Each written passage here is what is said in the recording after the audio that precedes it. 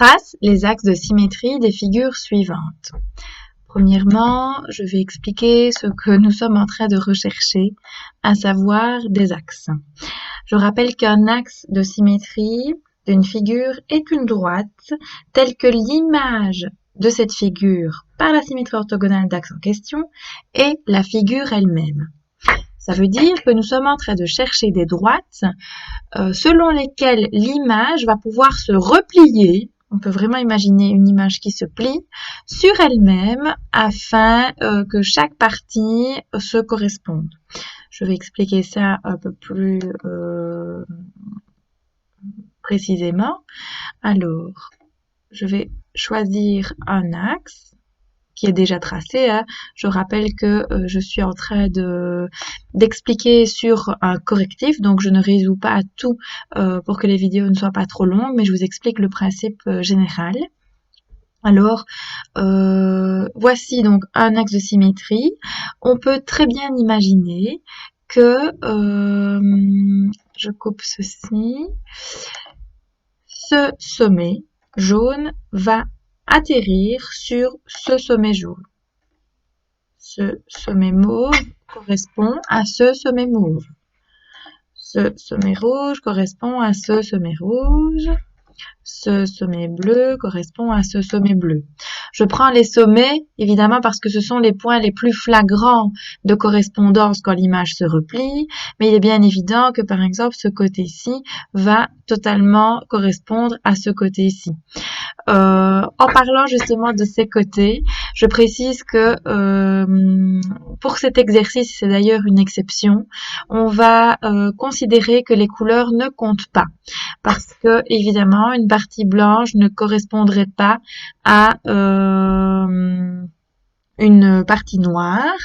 Mais là, pour s'exercer, pour bien montrer comment fonctionnent les symétries orthogonales, nous dirons qu'on ne considère pas les couleurs et qu'on va se servir uniquement de la forme de la rose des vents. Alors, je vais effacer mes petites couleurs d'explication pour la suite. Voici. Donc, voilà un autre axe qui fonctionne de la même manière que ce que je vais d'expliquer. Encore un, où on imagine cette fois que ce point vient correspondre à celui-ci, celui-ci à celui-ci, celui-ci à celui-ci, et la dernière ici. Les constructions d'axes de cette figure sont très simples parce qu'il suffit de relier des sommets opposés. Vous voyez, celui-ci à celui-ci, celui-ci à celui-ci. On n'a pas besoin de chercher des milieux ou de se positionner de manière perpendiculaire ici. En reliant simplement les sommets opposés, nous obtenons les axes de symétrie.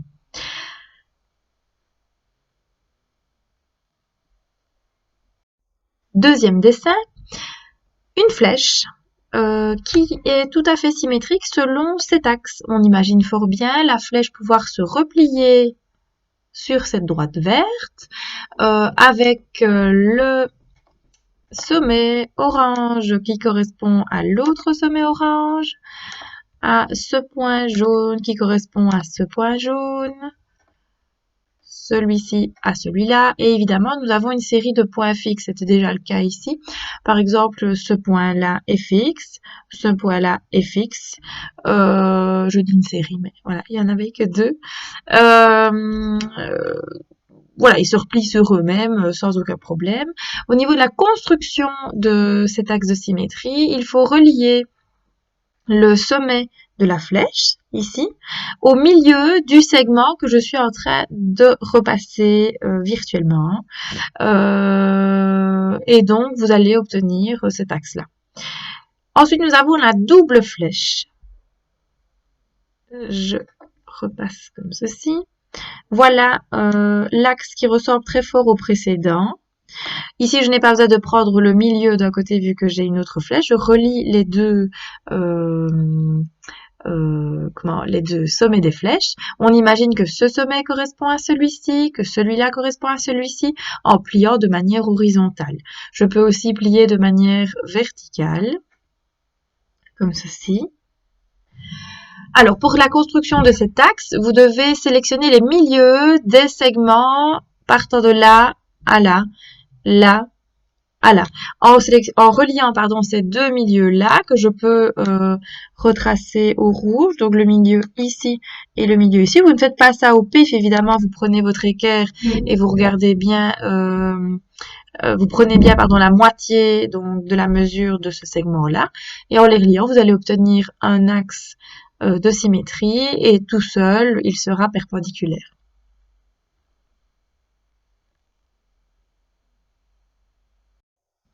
Ensuite, le croissant de lune.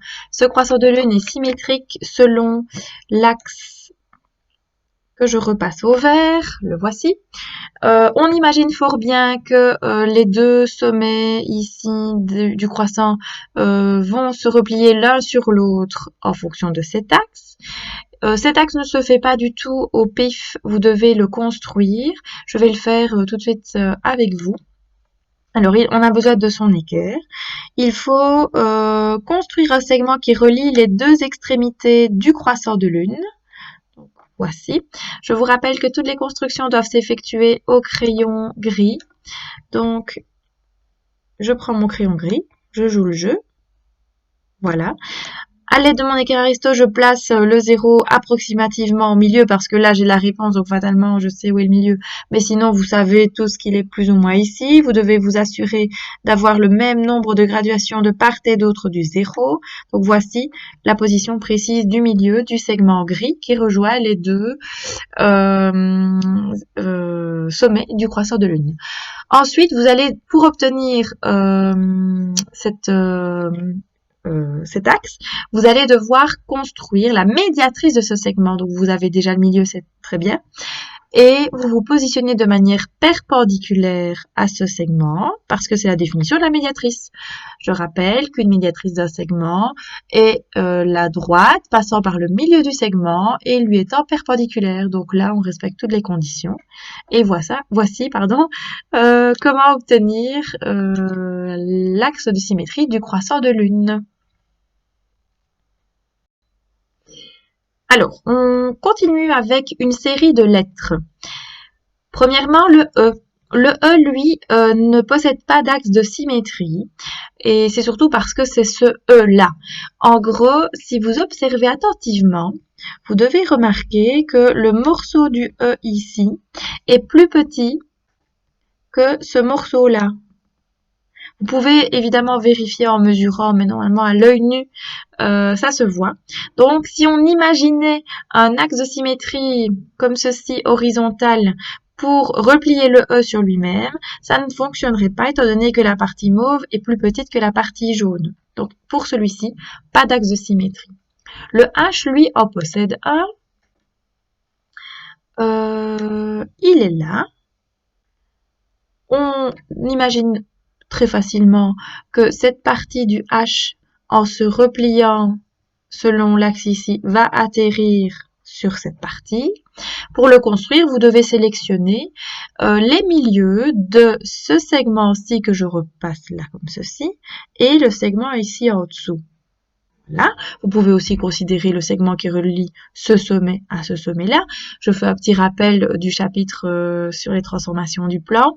Pour obtenir un axe de symétrie, il suffit de construire les médiatrices d'un segment qui relie un point objet à un point image. Donc vous en avez plusieurs possibles. Je vais peut-être les remettre en couleur histoire de vous rafraîchir la mémoire. Donc par exemple, je vais pas prendre le fluo parce que sinon ce n'est pas assez précis.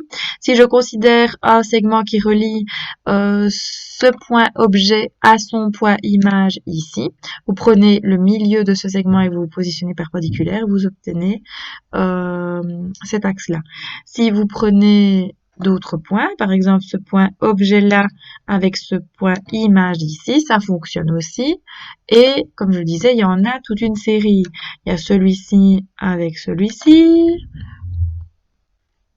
Il y a celui-ci avec celui-ci. Vous choisissez évidemment ceux que vous souhaitez. Peut-être que si vous n'en choisissez qu'une paire, c'est un peu risqué parce que si vous avez été imprécis sur votre construction, ben, vous ne verrez pas que vous vous trompez. Que si vous choisissez deux paires, là, c'est sûr et certain, vous retombez sur la même perpendiculaire, vous avez votre axe en question. Donc voilà, on peut jouer le jeu à une fois. Donc je prends mon équerre, je vais considérer par exemple les deux points bleus. Donc je vais construire le segment bleu. On imagine évidemment que c'est du crayon. Voilà. Je prends le milieu du segment bleu, je me positionne de manière perpendiculaire au segment RE. Je passe par ce milieu, j'obtiens bien l'axe de symétrie en question. Alors, le M. Le M est symétrique selon cet axe. Comment l'obtenir? Il y a un point évident qui est le sommet ici, que je repasse grossièrement au rouge. Et puis, il faudrait donc un autre point. Je propose de choisir un point objet qui est ici avec le point image ici. Vous auriez pu en choisir d'autres, hein, comme pour le H. Faites comme vous voulez. Voici un exemple. Donc, je relie le segment qui passe par ces deux points. Je vais sélectionner le milieu du segment bleu que je viens de dessiner. Le voici. Et je me positionne perpendiculairement à ce segment. Et vous voyez qu'on obtient l'axe recherché. Alors, je vais enlever mon équerre et repasser l'axe au vert. Voilà. Ah non, ça c'est du bleu. Pas bien joué. Je recommence. Voilà. Alors, le F, lui ne possède pas d'axe de symétrie pour les mêmes raisons que le E. Nous n'avons pas des parties de mesure les mêmes et en plus, il manque des éléments pour que la figure puisse se replier sur elle-même. Donc ici, il n'y a rien à faire. Alors, nous avons donc ici, on va dire ce carrefour, où là, il y a plusieurs axes. Je pense que c'est l'exemple le plus évident. Pour les tracer, il suffit de relier ici les sommets de deux flèches opposées. Donc, ces deux-là. Ces deux-là. Pour les deux autres axes, il faudrait donc relier les sommets d'angle droit que vous voyez ici, ici, ici. Voilà pour ce premier exercice.